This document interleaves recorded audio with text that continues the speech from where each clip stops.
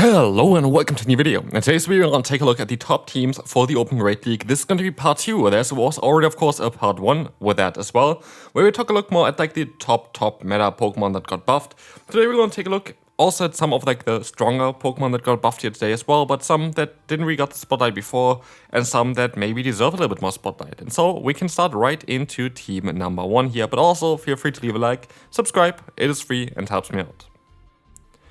So, first one, we did not really have to, we haven't taken a look yet at the Hakamo. We looked at Como. Hakamo got access to the move Rock Tomb, which is really cool for it, because this is going to allow it to debuff opponents quite easily, as well as, just going to be very good coverage for this Pokemon. We're going to have here this as a Sace-Up with Como on the back, trying to bait out the Pokemon that you don't want to face as Dragon and Fighting type Pokemon.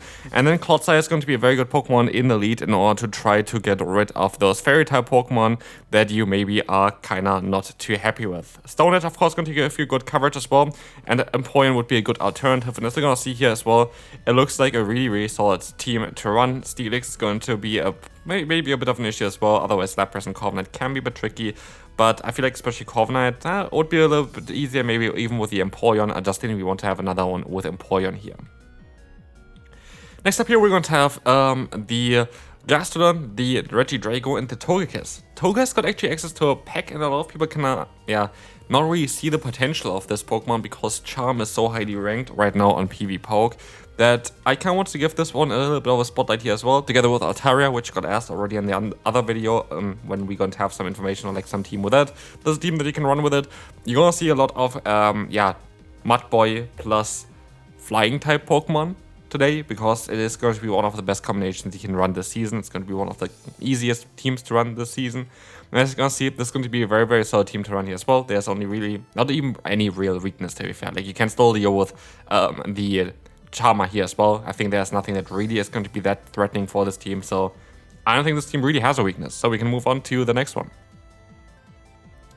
We're going to have here Nidoqueen, the Blastoise, as well as the Greninja together. Nidoqueen goes to Mud Slap, and with Poison Fang and Stone Edge has also really good coverage as well there. Poison Fang, of course, going to allow you to drop the opponent's defense stat guaranteed, which is kind of nice.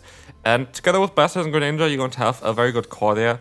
Especially, Blastoise is going to be very cool with the coverage it has as well. I feel like that Scalbush is kind of cool. I could even see like an Ice Beam version being a little bit better.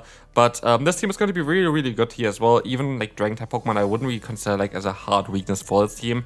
Because like if you're going to have a Dragon Flying type, you're going to still have Blastoise doing some super effective fast move pressure. You could, by the way, run Ice Beam on it as well.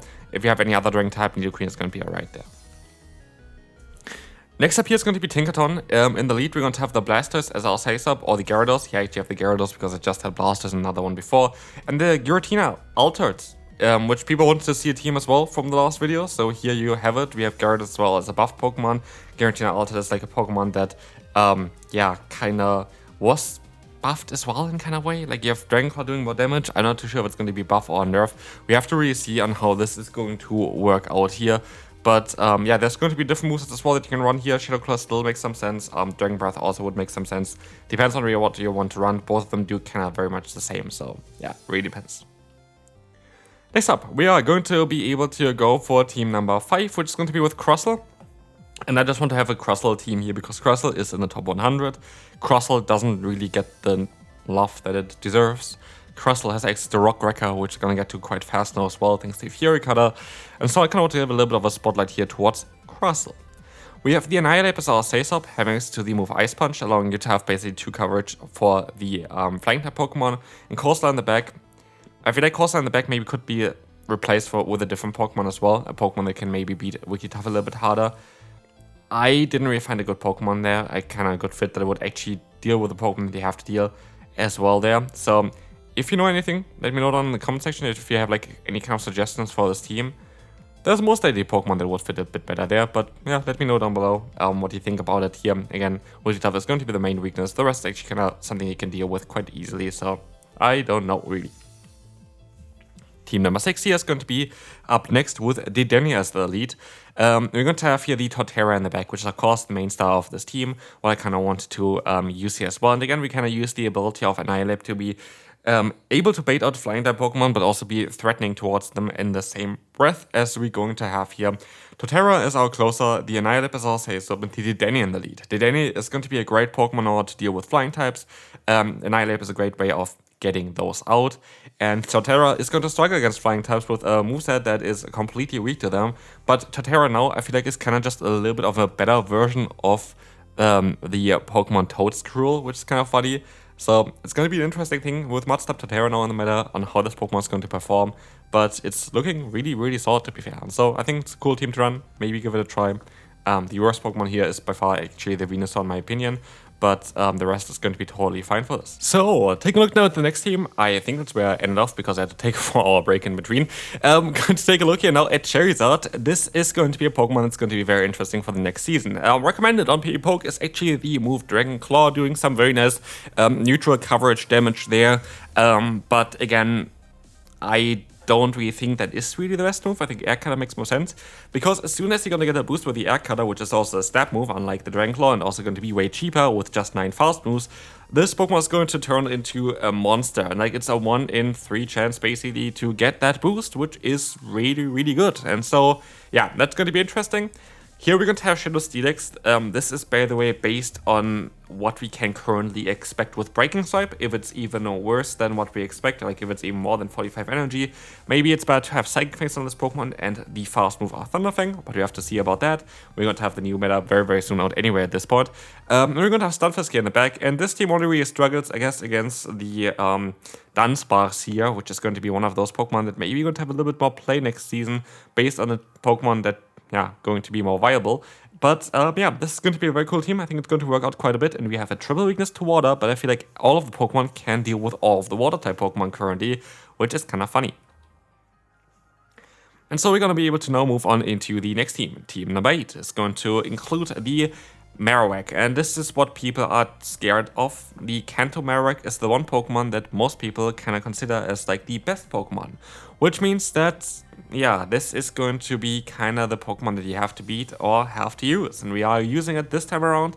And if you want to be a little bit better against this Pokemon, which you see already as one of the difficult matchups, you can use Blastoise instead as a Say Swap.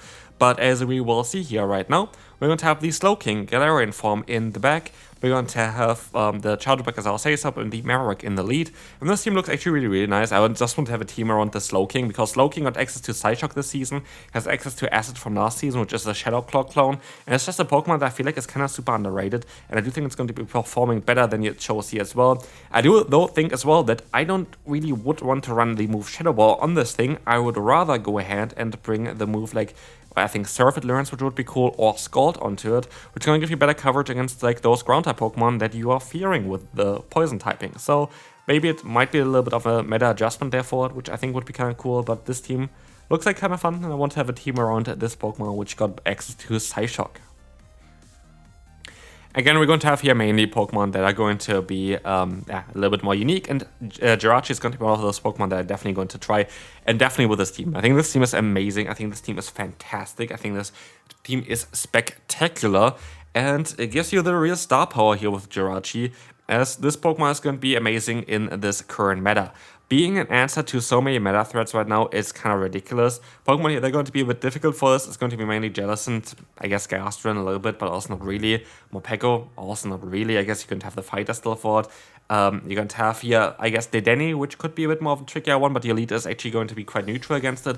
Confusion got buffed, and with that, Doom Desire is going to be only 3 Confusions to get to, which is kind of crazy. And Aura Sphere as like a coverage move on it is going to be great as well in order to deal with a Steel as well as Dark-type Pokemon, which you weren't really able to hit previously. So yeah, I think that Jirachi is going to be one of the coolest Pokemon to run for the upcoming season. It's the Pokemon that I'm mainly anticipating and want to run for sure. It's going to be one of my first showcases as well, I think. But let's take a look now at team number 10. Which is going to be also a very cool strategy. It's a very classic one, of course, with a Flyer and a Swampert, but what I love so much about this team is the type of coverage that kind of repeats itself as well, though. So, if Peck is going to be a Shadow Claw clone, again, we don't know exactly the stats yet. That's going to be available while I'm recording in 2 hours. Corviknight lead, going to be great, But also, if you say stop Seeking, you're gonna get out the Pokemon that don't want to face like Flying type Pokemon. You have Flying type Carriage with your Fast Move. But not only this, Corviknight is the biggest answer to Grass type Pokemon. Seeking has Icy Wind plus Peck, super effective against Grass type Pokemon, especially if you have energy up. Then if you're gonna take a look at as well here, the lead is going to be great against Dragon type Pokemon, which are going to be very common. Those three you don't really want to face it, so they might want to go into the Water type, which usually Dragon going to be able to resist. Seeking has Icy Wind. But not only this, Corviknight is going to have access to the move Sand Attack, a move that, for example, against Bastion does some super effective damage. If you want to avoid it, maybe bring a Bastion in against, like, I guess a Water type, not that much. But you have Drill Ring coverage still as well, so you have, like, very much similar coverage on that Seeking compared to, like, that Corviknight. And then you also kind of continues with Swampert in the back, which has Mudshot as a fast move, which is also going to have a similar coverage. But then actually has the Water type coverage with the Hydro Cannon, and with such you're going to have coverage against Fairy again, which also your lead already has. They're all kind of going really well to with each other. And again, you're going to be able to bait all those Grass types, so Seeking for Swampert to sweep endgame, which I think is such a cool idea, and I think this is such a cool team, and this is something I really want to take a look at as well, and I think that this is going to be one of the best teams to run with a little bit of spice in it. So yeah, this is going to be it for this video. I hope you enjoyed it. If you did, feel free to leave a like, and I will see you later for hopefully some battles for the new season.